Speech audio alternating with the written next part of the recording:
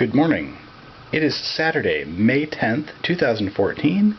This is Jason Horak reporting on the Dodge Daytona electric vehicle. Now what we're looking at today is bottom balancing. Everyone's favorite fun and exciting topic. But I figured I'd go through the process, show you exactly how I do it, and just run through the numbers here so you can tell just precisely how I have my whole setup here, and what steps I follow to make this happen. Okay, so first off we start with the power supply, and in this case I have one of my Metropolitan Industries Power Plus 120 amp hour batteries. These are the AGM absorbed glass mat sealed lead acid SLA batteries. So it's a 12 volt battery that is what I used in my original electric vehicle project. This would be the 88 Dodge Daytona, the purple one, using the same components as I have in this car. This Avnetic Soliton 1, this particular net gain warp 9 motor, and the Manzanita micro charger, etc. So all of those components ended up getting transferred into this 1987 Dodge Daytona when I bought the lithium batteries and set up those.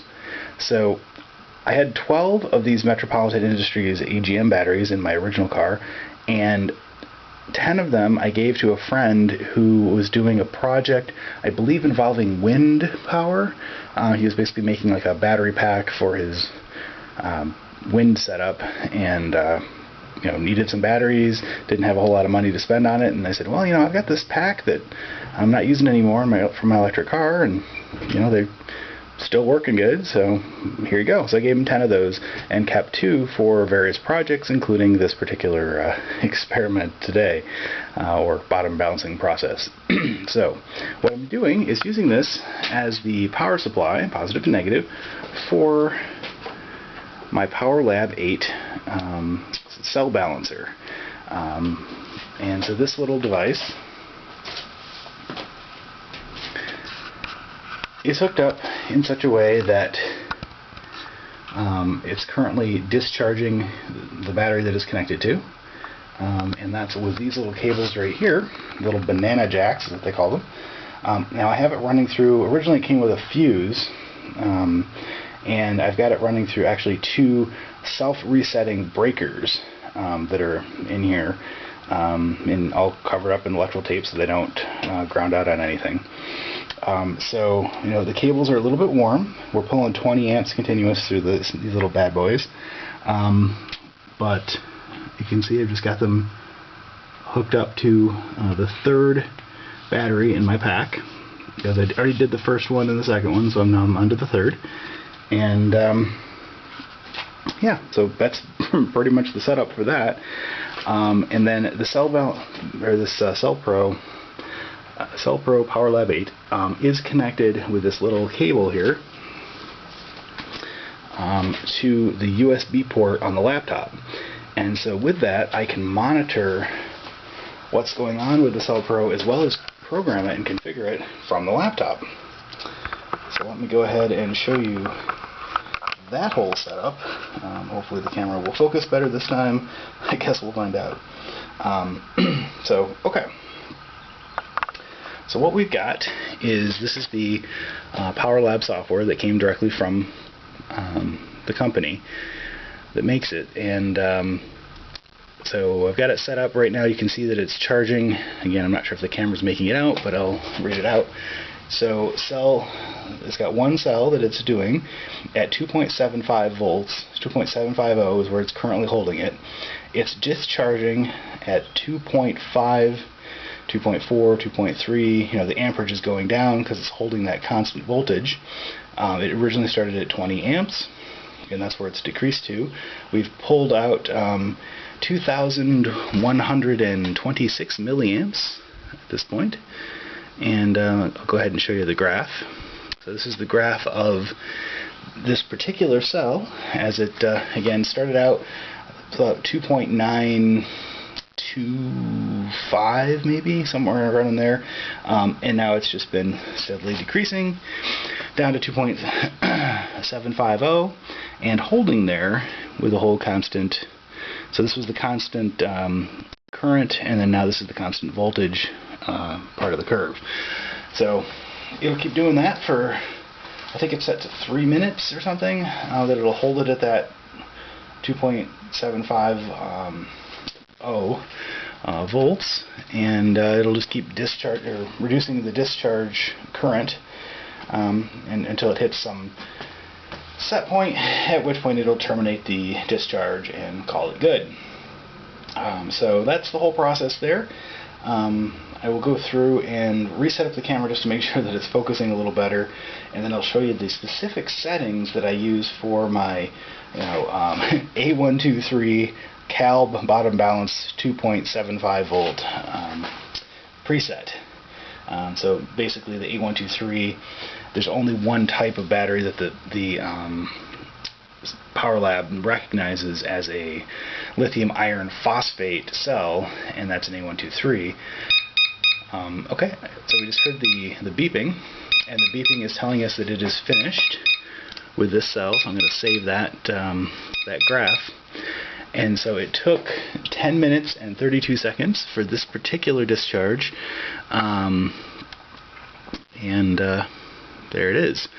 So this cell is now finished, and we're going to go ahead and right now it's still monitoring, so it's 2.753 volts, so it bounced up a little bit, 2.754, and it'll continue to do that because that's what that's what these cells do.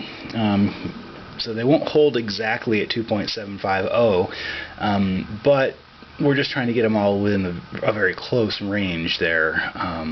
We're down into the millivolt difference between the cells. So anyway, so we're going to stop monitoring on that one, and I'm just going to move my little terminal connectors here. And because the cells are interposed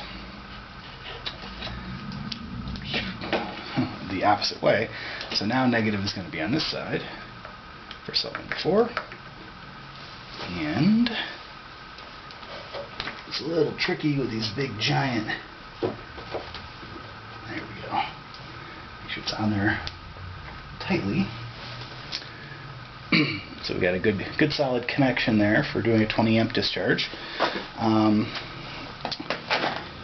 so that is on cell number 4. Now we'll go ahead and start cell number 4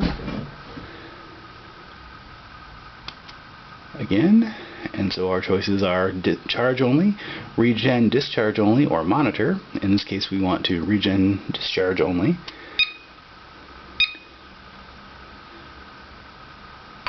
And verifying the chemistry, A123.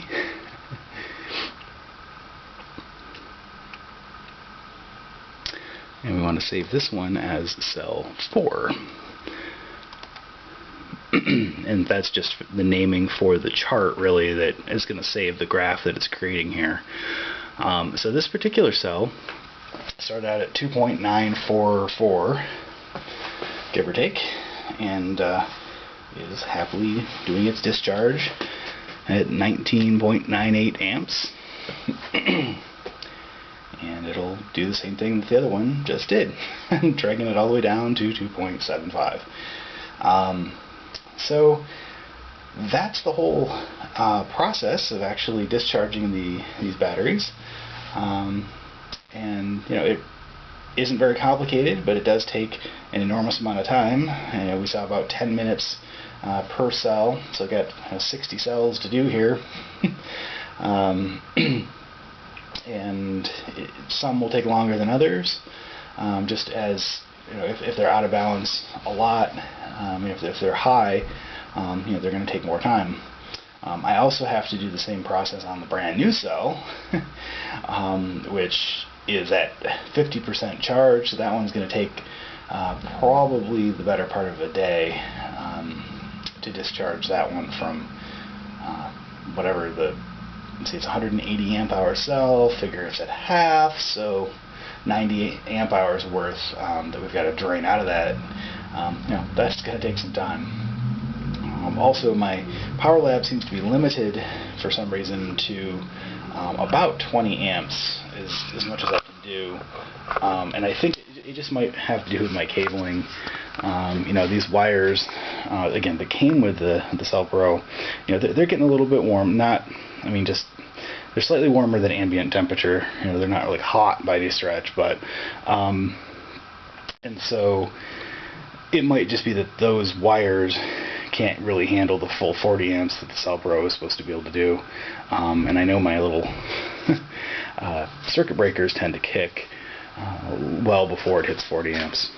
So anyway, so that is the setup, and we're going to go ahead and, as I was starting to say before it had finished balancing on me and started beeping, I'm going to set up the camera and then just kind of go through the specific settings on the laptop for the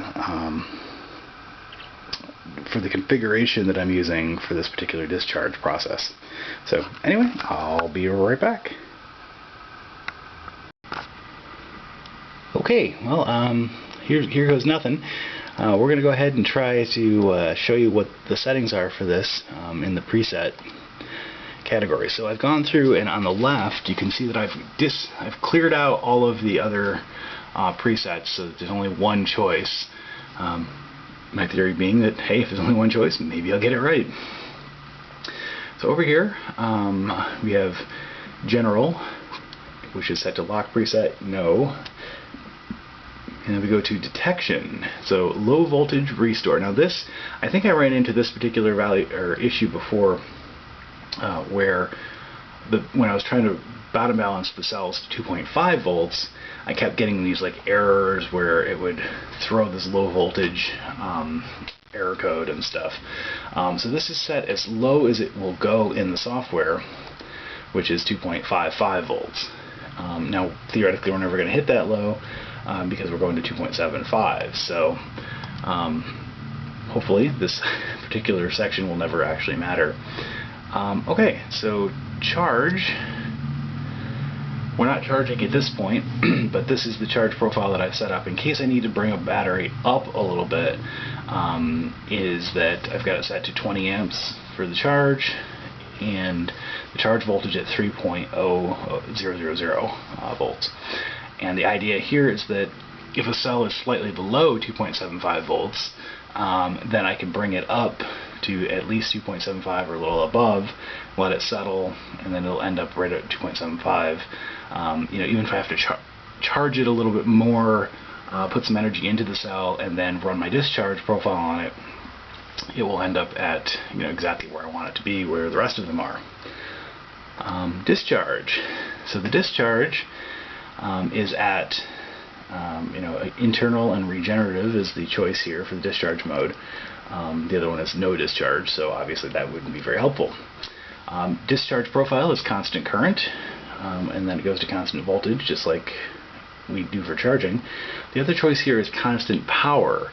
Now, I'm not exactly sure what that does, but it's not really what we're looking for in this case. I'm guessing it'll hold a consistent power, like it'll keep raising the voltage that it's pulling, or something, and to maintain the power for as long as it can. Anyway, discharge amps, 20 amps as well. Discharge voltage, there's my 2.75. Constant current, constant voltage discharge, yes. Cycles, none, because again, we're not trying to cycle the cells, we're just trying to discharge them and then terminate. And then end cycling with discharge, that doesn't really matter because we're not cycling. Cooldown, none, and store charge or discharge is set to no. Now that's a little bit misleading, or confusing anyway to me. It's like store charge or discharge, yes, no. So no apparently means store with a discharge, and yes means store with charge. Anyway, that I just kind of discovered that, thought that was a little weird. Anyway, balancing we're not using. Termination is set to manual current setting of 500 milliamps. So that's where it stops actually discharging. Let me go back and show you where we're at right now. So like, this cell has now hit 2.750, and it's down to 11 amps and dropping, 10 amps, etc. And so when that hits 0.5 amps, that's when it actually causes it to terminate the discharge process. So that's exactly what we want. Is pull it on down and then call it. And then it says require all charge voltage, yes or no. I don't know if this is actually used because we're only using one cell, but I figured I'd put it on because, hey, yes, I want the charge voltage to be the same across all one cell. Yeah, I don't know, it's kind of weird. Constant voltage timeout, 5 minutes. So even if it doesn't manage to get it all the way down to 500 milliamps, it'll kill the discharge after 5 minutes, just as kind of a safety precaution type thing. Screens, that's just what screens it shows on the little panel that you can never see because the camera doesn't pick them up. Fuel is completely meaningless in our case, mostly because this pack capacity seems to max out at 81,915 milliamps. These particular cells have a capacity of 300, what is it? Well, it's 3.5 volts. 3.5? 3.4. We'll go with 3.4. What the heck? Times 180 amp hours would give us 612. So that's 612,000 milliamps. And the most that the program can handle is 81,000. So it just says no, you put in the value that's too big and it complains. Safety has a charge timeout and a discharge timeout of 2 hours. So basically, if all else fails and it doesn't terminate the charge for whatever reason, it will stop after the 2 hour mark. That is the smallest value that you can specify for either of these settings. So I basically say, yep, kill it if you need to as quickly as you can. And that's it. That is all the settings that we're using for this particular discharge process in the Power Lab software. And there's our discharge curve for this particular cell, number 4 in my pack. And yeah, it's holding steady at 2.75 volts. Okay, so the battery bottom balancing process has continued all yesterday and most of last night and this morning. So I've got the first 26 cells in the front battery box are all balanced at 2.750 volts per cell. And I've done the 3 that are in the middle battery box as well. And now I'm 4 batteries in on the rear battery box. I'm starting from the top left, and I'm just going left to right, and then I'll be going backwards toward the back of the car. So for the sake of easier math, I'm considering this battery number 34, and we'll be splicing the new battery will be going up front where I can keep an eye on it easier when we get that put back in. But so yeah, so the cells have been fluctuating a bit as far as how much capacity that they had at this point. Roughly between 4,000 and 6,000 milliamp hours, so 4 to 6 amp hours rather per cell, that they were in that range at this voltage that I brought them down to with the bulk discharge. So that means that with the Power Lab, it's at 20 amps discharge rate. They're taking between 10 and 30 minutes to extract that amount of power, doing the constant current, constant voltage discharge curve and all that good stuff. So anyway, that's the progress report on the batteries. We're just chugging and whirring and sputtering, and it's going. And so hopefully this will get done. Based on the current progress, it looks like another maybe day and a half before I'm ready to start charging up the whole pack again, and with all 60 cells nicely balanced together. So anyway, in the meantime, let's go take a look at some of the other projects that I'm working on in between moving the leads from one battery to the next. Alrighty then. Well, since the battery balancing process is taking quite a bit of time and is kind of tying up the garage, I'm going to do some other projects and try to make some progress on the vehicle while I can. So it is a beautiful day. It is actually Mother's Day, Sunday, May 11th. And this is my workshop, for lack of a better term. My back patio has all the tools of the trade, so to speak, that I use to actually make all the battery boxes, adapter plate, various, basically anything that needed to be fabricated for my electric car I made here using this tool, which is my table saw. It's not a very expensive table saw, it's nothing fancy, but I found that I'm able to cut all manner of angle aluminum or aluminum sheets or whatever very nicely with the table saw. Using it as a stand to cut things with a jigsaw or to drill holes, it's been very helpful. So anyway, this is my entire workshop. It's not very fancy, but hey, gets the job done. So anyway, what I'm looking at here today is this is the original tail shaft motor plate. So this is supporting that tail shaft side, the left side of the motor, and connecting it to the car with the motor mount. And so the motor mount, get over here actually. So this is the motor mount, and basically how it looked is it went into those holes right there and suspended the motor from that side. Now originally, the reason why this plate is shaped the way that it is because in this little slot is where the power steering pump slid in, and so it had the belt right here, or sorry, the pulley right here, and then the belt went down to another pulley that was on the tail shaft itself. And that was it. That's kind of how I ran my power steering, and that worked quite well, but it kind of annoyed me, the sound that it made. You spin the motor and you wouldn't really hear the motor so much as you'd hear this belt and the creaking of the power steering pump. And also it was a little awkward to drive for new drivers because since it didn't spin all the time, you didn't really have power steering until the motor got going, which meant that the steering wheel was very stiff while doing parking maneuvers and things until it got up to speed, and all of a sudden people had power steering, and then it was like they kind of overcompensate a bit. So if I ever go back to using a belt-driven power steering pump, I'll probably also idle the motor at that point and make it work exactly like a gas car as far as the feel of driving it, and that will be easier for people.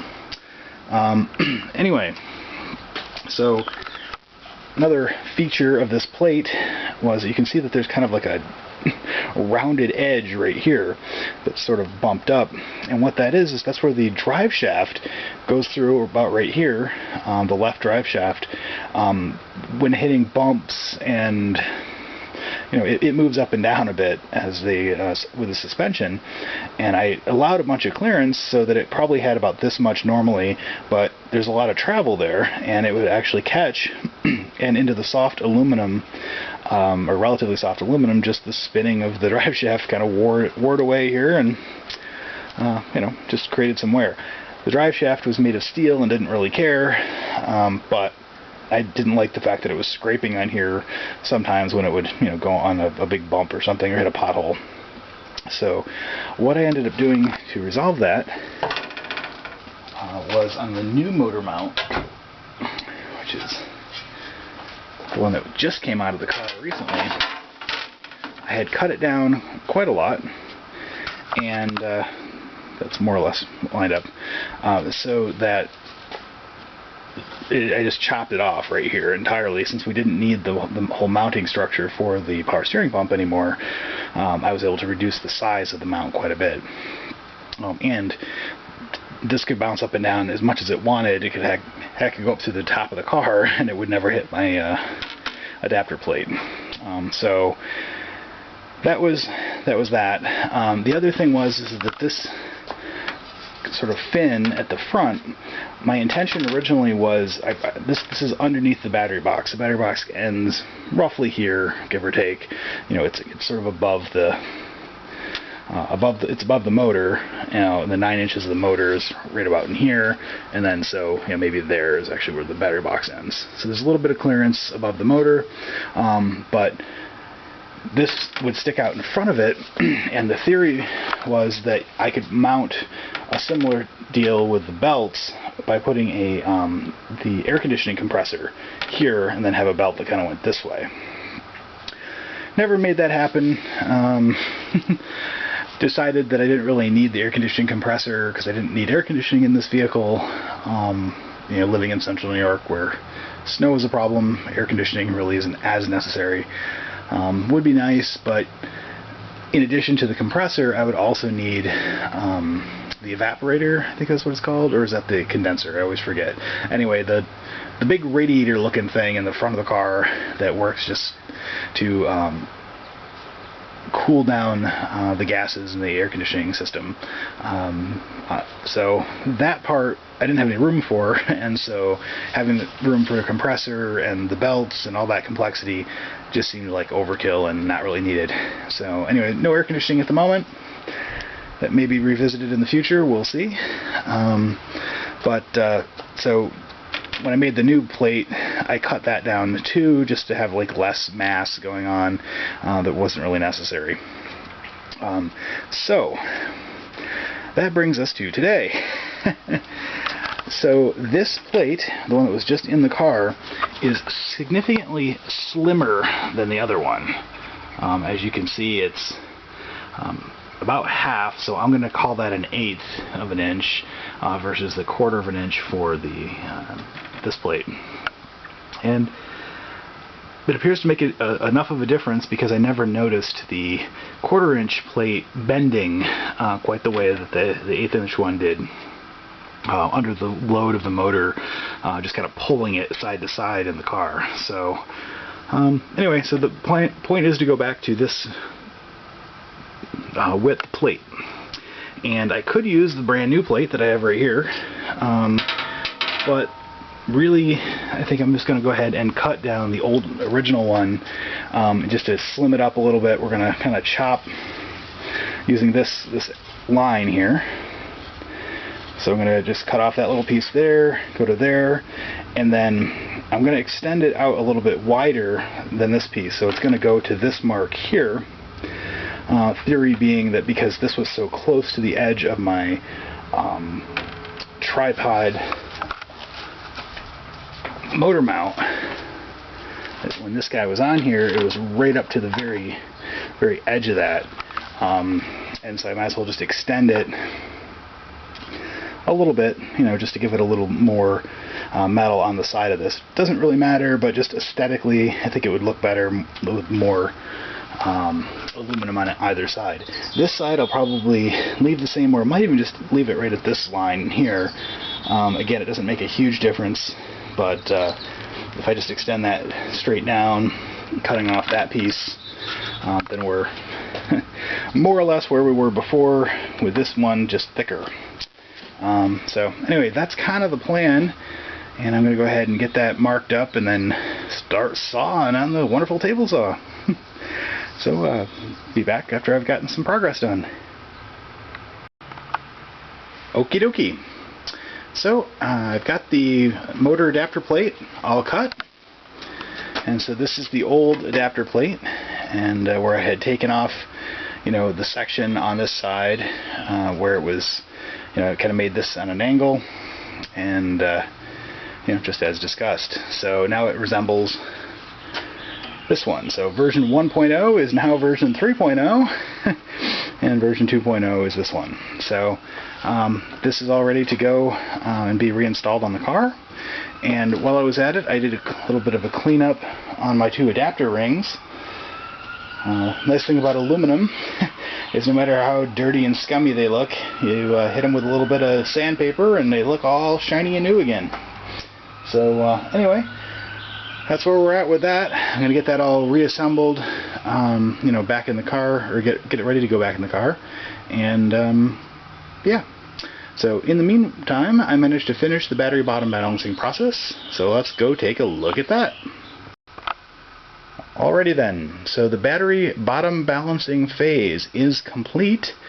It is now Monday afternoon, so it did take a good solid 3 days of me running back and forth to the garage and every 10 to 30 minutes moving the terminals to the next cell and rinse and repeat.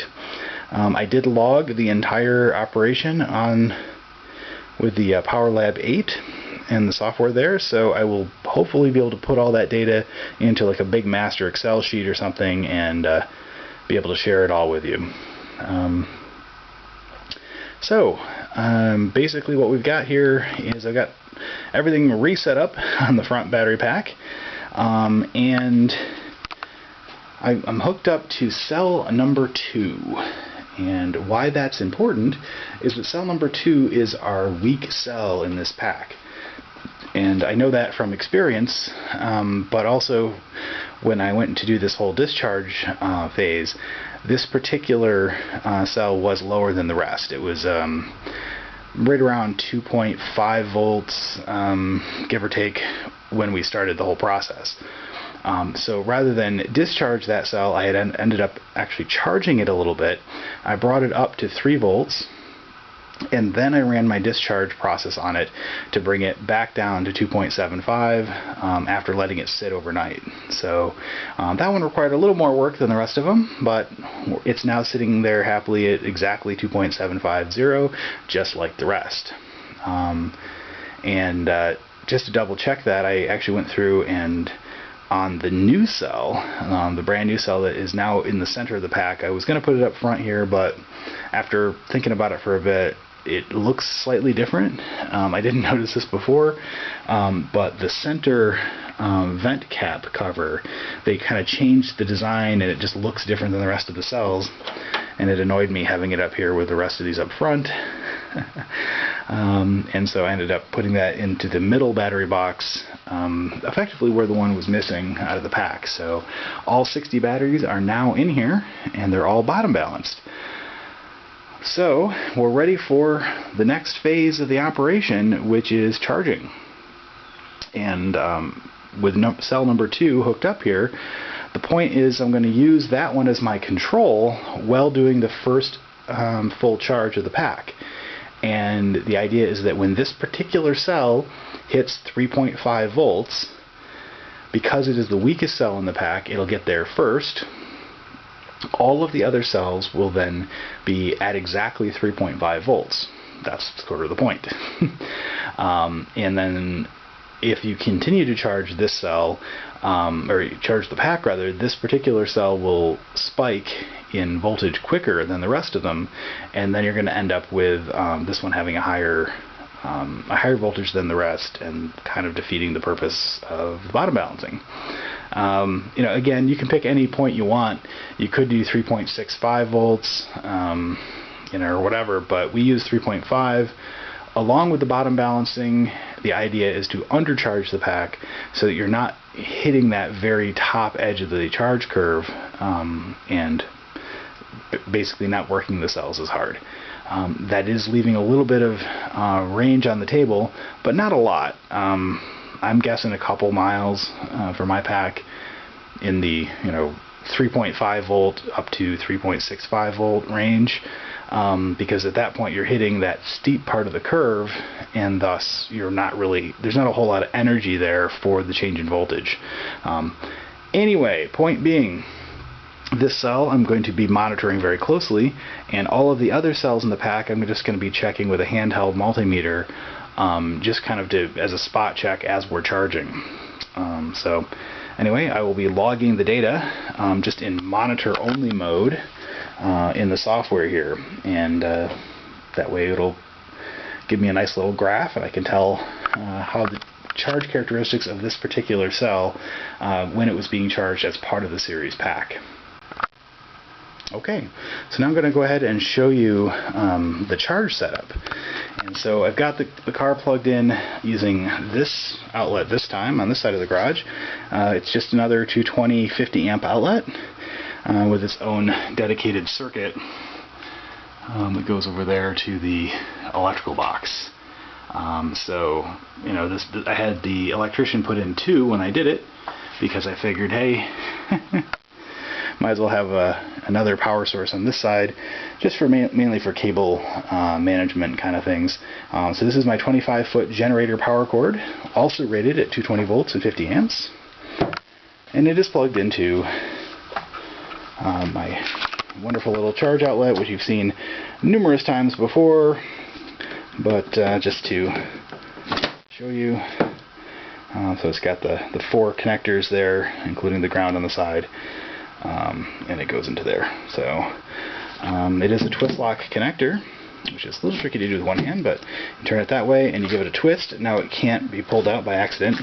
In this case I don't really care, it doesn't need to be twist locked. But anyway, so as you can see, I have the back of the car restored back to how it used to be back in the good old days before my charger blew up.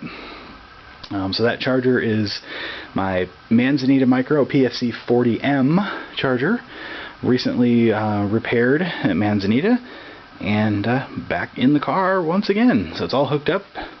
The cables actually go underneath and into the mid battery box. That's where the this port on the side, this guy here, is actually wired underneath, and it comes up in that mid battery box. And has an outlet in there, just like on the wall. So yeah, so I've got my piece of plywood back in, covering the batteries. Again, they're all bottom balanced, ready to go. And basically the car is back to the state that it was in prior to the battery melting incident out in September, and the charger blowing up. Twice, actually, since then. But, you know. So there we are. We're going to go ahead and close this up for now. Again, I'll be checking the batteries as I charge for the first time, but yeah, so I guess let's go ahead and turn on the battery pack for the first time after the big bottom balance. A little bit scary. All right, and actually, you know what I'm going to do first is put on the program here to start monitoring this cell, so we'll kind of even see how it behaves under the initial load of the 12-volt system, the DC to DC converter, and all that good stuff. So we're going to do monitor only. Here we go. Verify chemistry 8123. It's going to ask for a name for the. Here we go. We'll call it Cell 2 Charge. Okay. And now we'll pull up the graph. I know the quality on my camera is not very good for reading the fine details on the monitor, but it's the best I got to work with at this point. So there is our graph, ready to do fun monitoring things. And there we go. We've started at 2.765 volts. That's where the cell bounced back up to after the discharge. And let's see what happens when we turn on the maintenance switch. This may cause a giant fireball to happen if I somehow screwed something up horribly, so be prepared to go viral on YouTube. Lifting it up. I can lift it up one-handed. A little bit tricky. Alright. It's up. No fire. Always a good sign.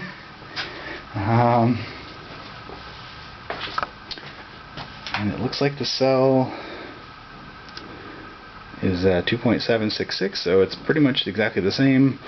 No discernible impact from the 12-volt system now being enabled. And we'll take a look at our JLD 404. Oh, it's super dark in here, but okay, so we're showing 170.2. Now, 170.2. I am not good at math. If you haven't figured that out by now, I'll tell you straight up, I suck at the math. So if we go 170.2 and we divide that by 60, we get 2.836666 repeating. volts. And so that's under no load other than the DC to DC converter, which ironically is very quiet. Do you notice that? This thing is always like whistling and making a horrible noise, but apparently at 170 volts, it's cool with that. Anyway, so 2.836 repeating. So let's go ahead and give it a little something to think about. We're going to pop on the key.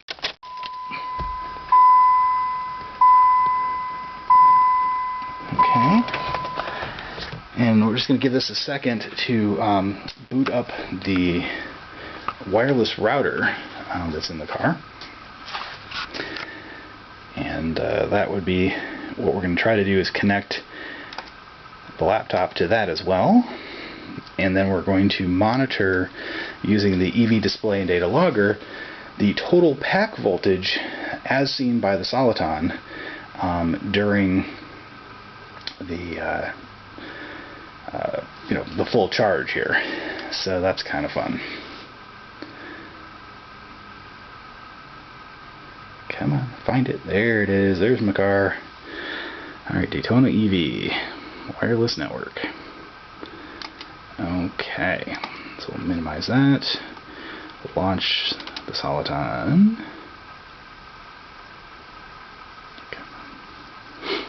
Okay, so it is currently disconnected, but we're going to go ahead and even start logging before we connect. All right,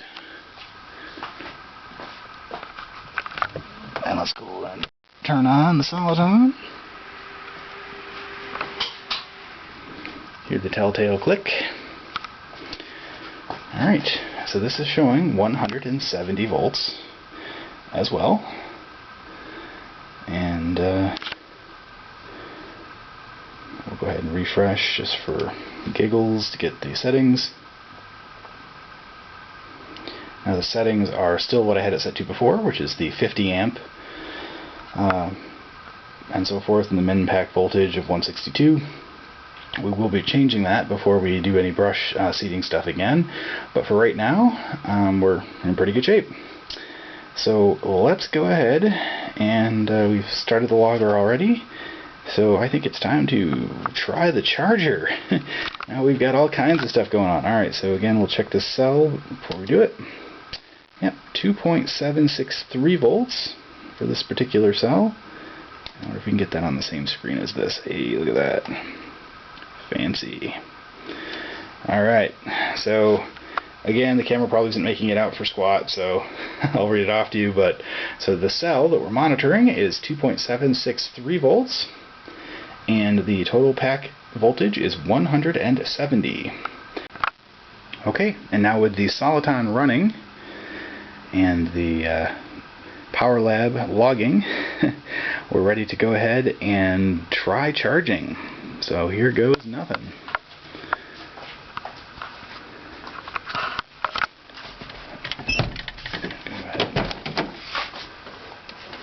Now the charger is set to 190 volts on the little panel here. I don't know if that's going to be the right amount, and so I'm going to have to adjust that kind of as we do the charge now, because historically that hasn't been very accurate. So anyway, the amp knob is all the way at 0. All of the dip switches are set to the default settings. First 4 being up, next 2 being down, next one being up, and the last one being down. So yeah, we're at 190 is on that little display, which is very hard to see in the lighting here. But we're going to go ahead and flip it on, again with 0 amps. And no sparks and fire, always a good sign. And let's go ahead and try cranking up this little amp knob. Oh, there we go. We're getting some amps flowing. That is a good thing.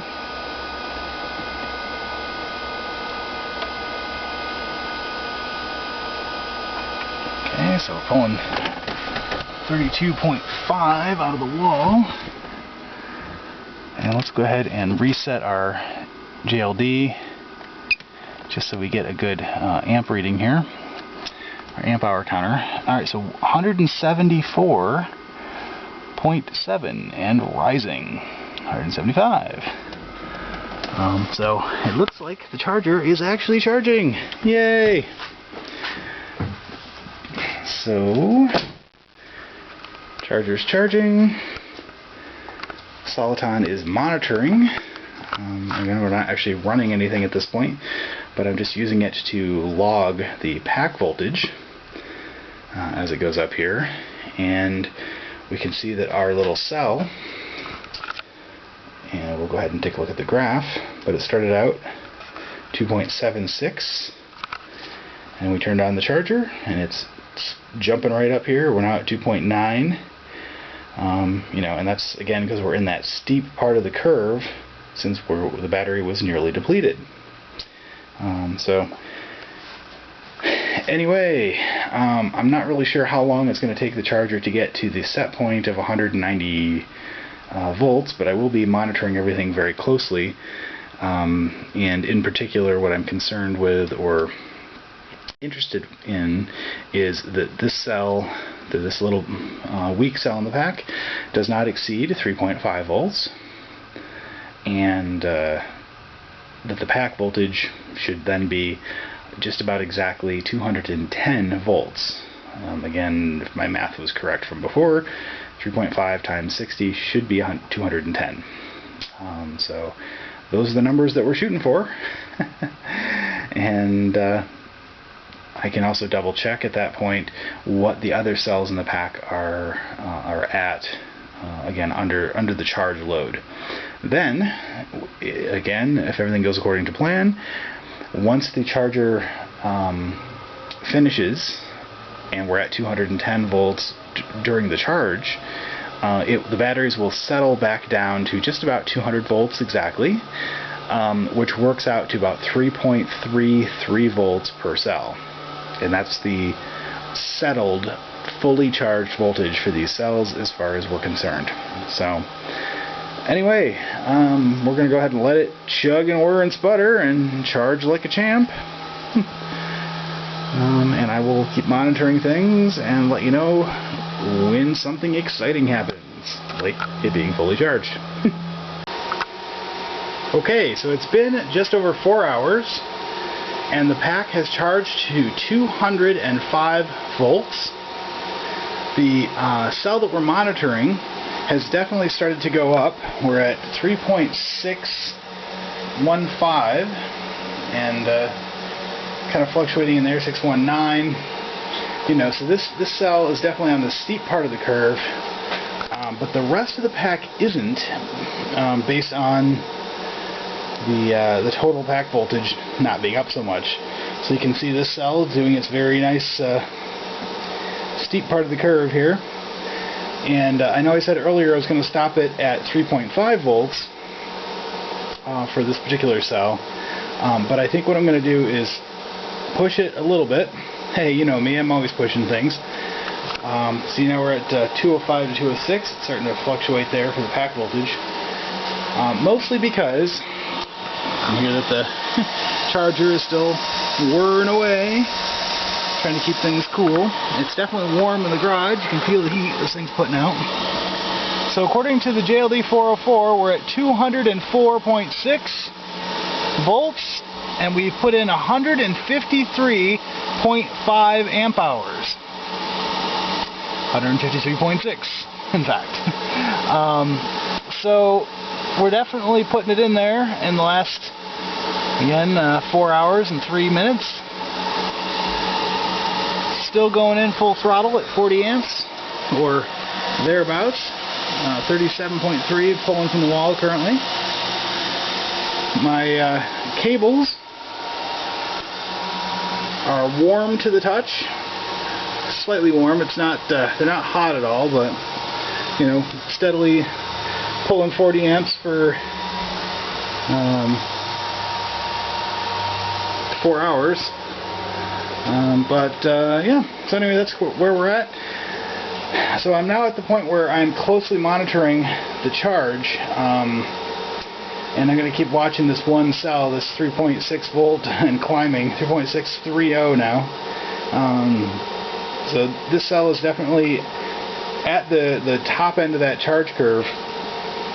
But based on the total pack voltage only being 206, we still got quite a bit of room with the rest of the cells.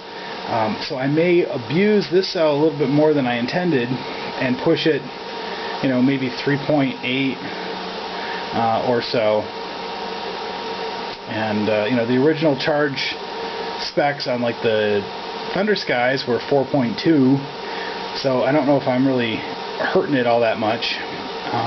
But yeah, anyway, so it looks like this particular cell might be at about 150. What do we say? 153.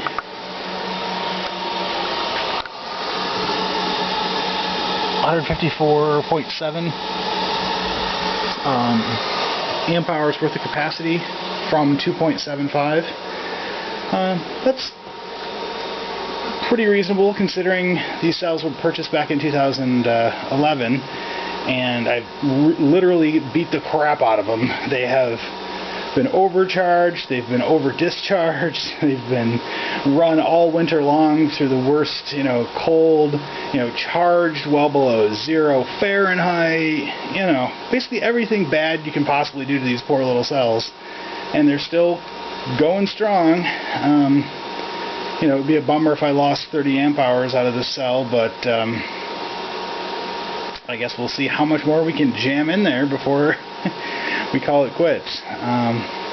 So anyway, what I'm looking for, rather than a specific voltage, again, this is while charging, but what I'm looking for is when this curve starts to go just straight vertical, we're going to see a lot of gain, and regardless, when it hits 4 volts, it's getting unplugged. But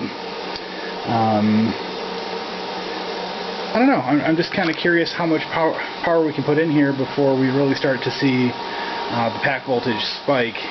And 210 is my cutoff, which is an average of 3.5 volts per cell. So since this one's at 3.65, we can assume that the rest are somewhat lower, 3.4 or something. But anyway, that's the status for the moment. I know it's very exciting watching batteries charge. So I'll just keep monitoring this and we'll see what we end up with. Maybe a ball of fire. You never know.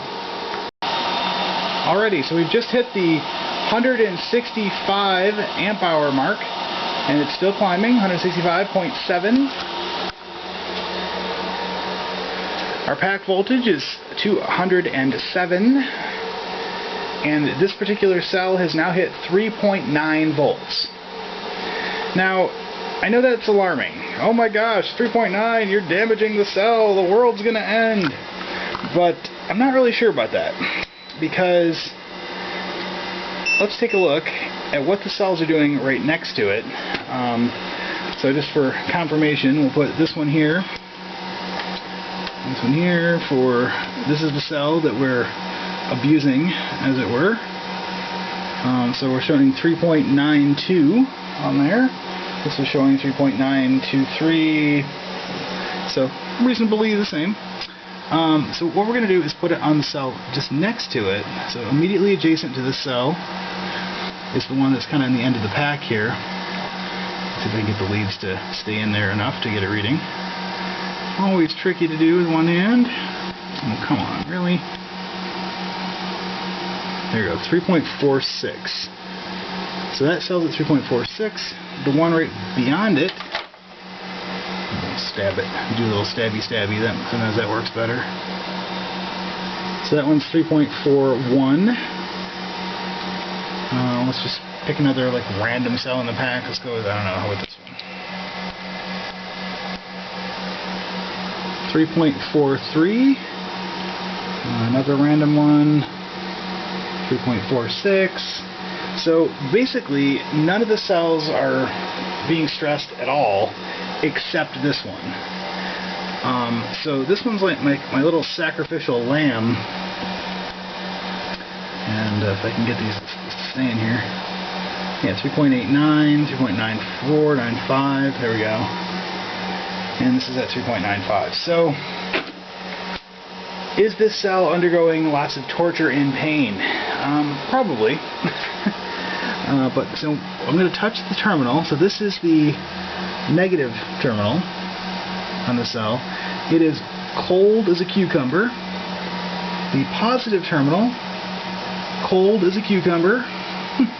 And this is after, almost 4.5 hours of continuous charging at 40 amps. With the cell showing 3.961 volts at the moment. I'm not really concerned about it, honestly. I think I'm gonna just let it be abused. This is my little sacrificial lamb in the pack. I know the cell is less capacity than the other ones here, and so the voltage is gonna spike as it gets full. But that's okay.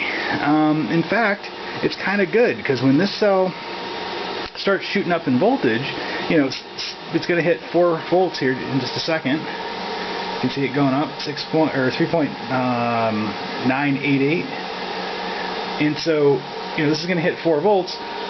Well, let's do the quick math. So at this point, we've got 210 volts is what I'm setting the pack to charge at. If we subtract our 4 volts from this cell, we're down to 206. If we divide that by the remaining 59 batteries, that's 3.49153.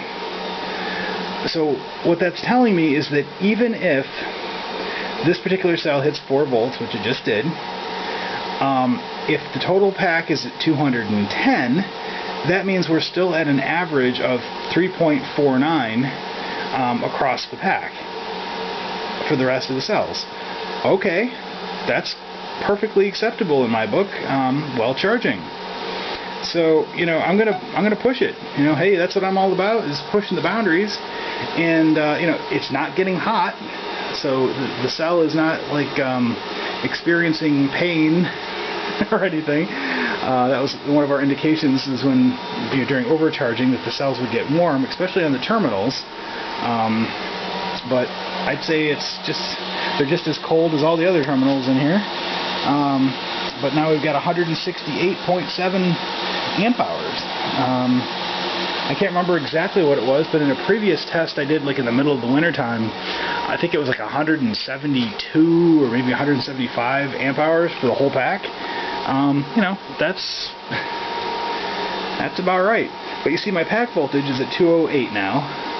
And my cutoff point on the charger is when it's at 210. Right now the charger isn't programmed, so it's not going to cut off, so that's a little scary. But yeah, so our sacrificial cell is hitting it's over 4 volts now, and still climbing pretty rapidly, as we're pumping a full 40 amps into this cell. And you can see the charge curve. It's definitely on that steep edge of the curve.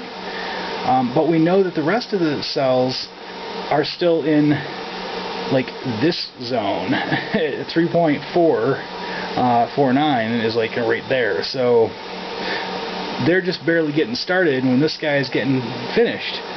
And so what's interesting about that is, because I'm taking the whole pack, there we're at 209,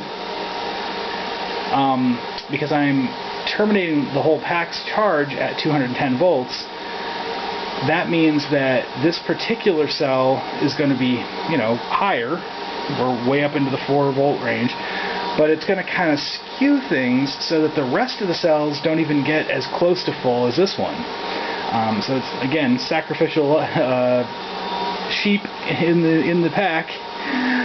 So we're at 4.5 hours now of dumping in a solid 40 amps the whole time, and we're just about there. Our pack voltage is at 209, and let's see what the JLD has to say about the whole situation. 170 amp hours. 208 0.0. So basically the way I've calibrated this in the past is I stop the charger when we get to 210 on the JLD. And you know, we know at the moment that means that this particular cell is hurting a bit, or not hurting, but is you know, it's 4.1 volts now. You know, so we're getting there. We're getting to the what is it? The Thunder Sky spec of 4.2 volts to charge at. That works for me. If one of my cells is at 4.2 and the rest are at less than 3.5, I call that good enough. Honestly, that's not really a big deal. So, but we are at over 170 amp hours now. Also, keep in mind, and I'm not sure how this affects the test one way or the other, but my shunt is 1,000. Is it 1,000 amp shunt? I don't know. It's the big one from Jack. That guy right there. So that's what came with the JLD 404. You know, we've been pumping 40 amps through it. How accurate is that measurement when we're charging at 40 amps when we're doing you know, 1,000 amp shunt? So I don't know. I'm not sure if that means that we're actually quite a bit over 170 amp hours, or maybe quite a bit less. I really don't know how that works, but anyway, yeah, so I think there it is, 210. So we're showing our 210 on the Soliton, and on the JLD 404 we're about 209. We're not quite there yet, but I may call it anyway, just as a safety thing. But 171.4 amp hours into the pack. And let's see. So it's still fluctuating between 40 and what, 30, whatever. Oh, how low does it go? 33. So that's just how the Manzanita alternates the amperage going out, so that it can, I think, measure you know, how much sag happens when it stops sending in the power. All right, well, so we're at 209. Showing 210 here. That's close enough for government work, and we're at 4.2 volts, 4.21, and climbing on this particular little beat up cell. So I'm going to call it now. 4 hours and 32 minutes. And here becomes a little bit of a tricky part.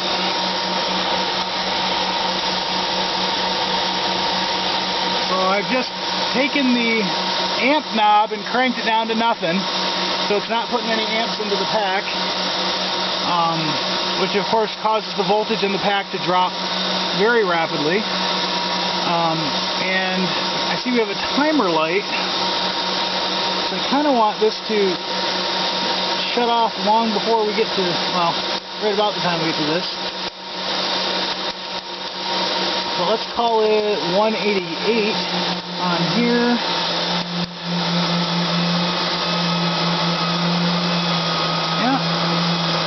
So I'm going to have to do a little bit of playing around to come up with exactly what the voltage is on the Manzanita to make it not, you know, keep charging past that point. But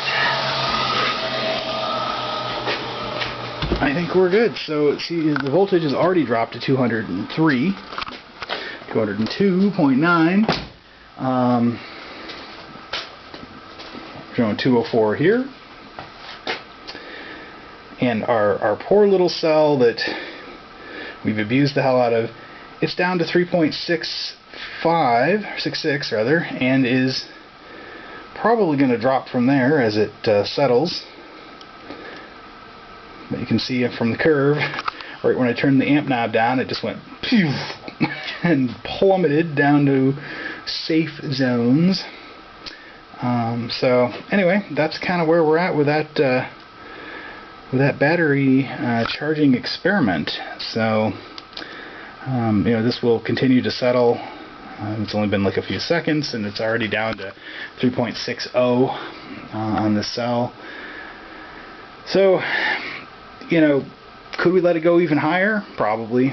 But I think 210 is a good safe voltage that I like to hold the pack at and not let it ever get higher than 210, regardless of what the individual cell does here. But I'm going to have to configure the Manzanita and just keep playing with the voltage trim settings until I get it to lock on at 210 and hold there. Another thing that I'm probably going to do is change the Manzanita's mode. Again, we talked about this in a previous video, but setting it up so that it just does the full throttle charge at 40 amps right up until the point where it hits that voltage set point, and then just turns off. And never does the constant voltage phase at the end. Because that's what we did here manually, is we were doing constant current the whole time, charged all the way up to 210 volts, 209 on this little JLD 404, and then let it, then turn it off. So, I don't know. What have I proven today? I really don't know. I've proven that my pack can hold at least 170 amp hours, possibly more if I did the constant voltage phase at the end, just to keep cramming it in there for a bit. But I like this no stress on the batteries plan of, this cell was cooking for a long time, and it is just absolutely cold on top of the terminal.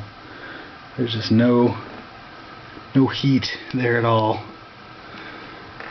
So there you have it. So if anyone has any questions, let me know. But this is the full charge process, and I think we're golden.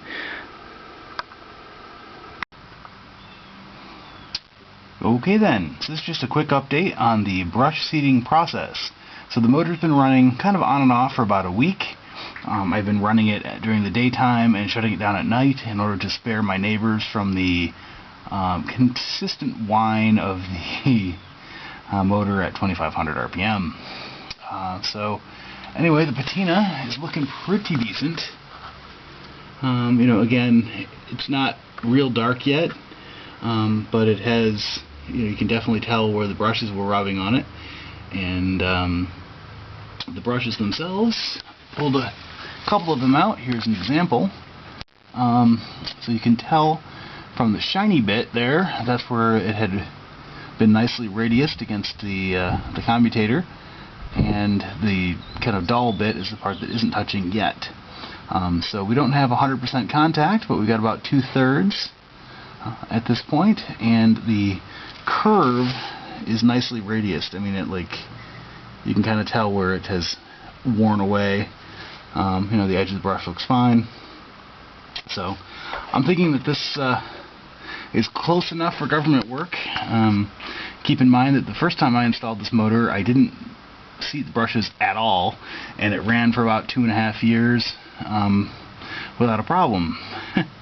So yeah, anyway, we're going to go ahead and get this brush put back in. I'm going to get the motor put back into the car, and I may run it more for brush seeding with the motor fully installed, just kind of spinning the clutch and the flywheel in neutral. But anyway, we'll go ahead and get that all taken care of, and we'll go from there.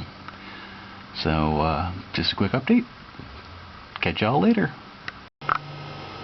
Okay, just for the sake of being a completionist, I wanted to do a little bit of a summary on the full charge process, and had some conclusions that I've kind of figured out over the last couple days after reviewing the logs from the charging and the logs from the discharge process, and all that good stuff.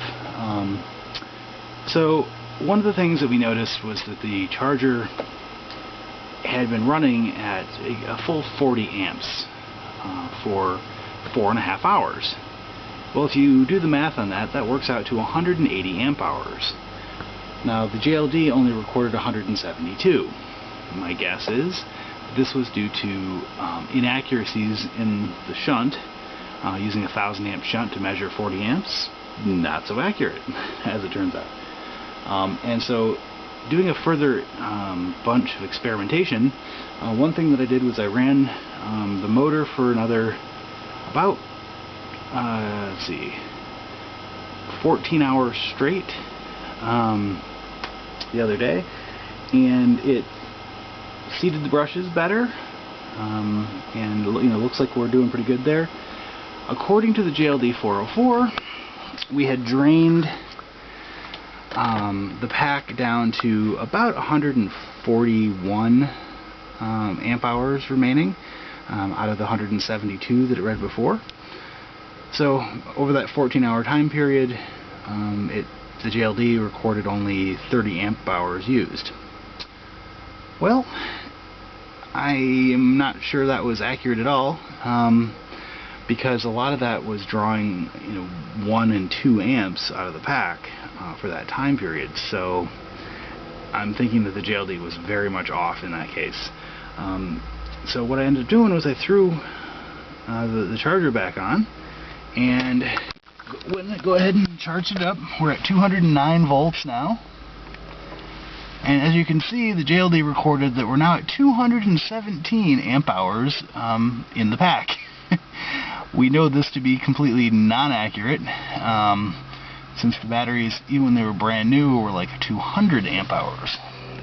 And we're not overcharging them as severely as all that. So, obviously there's a lot of inaccuracy in the JLD meter, again with the 1000 amp shunt, at these tiny, very low amp draws. So, anyway, I also experimented with the charger, and one of the main things that I was hoping to do with the charger was set it up so that it would do the constant current mode right up until the point where it shut off. And now in the manual it says that the dip switch number 7 is used to toggle that, but not to use it. It just says do not use this setting. I'm like, okay. So I did some experimentation with it, and basically it seems to indeed shut off the charger when it hits that limit, and just kind of instantly it's like, okay, the blue light, the timer light comes on, stays solid, and the charger just powers down. Great, that's exactly what I wanted. However, what I found was that due to the sensitivity of the voltage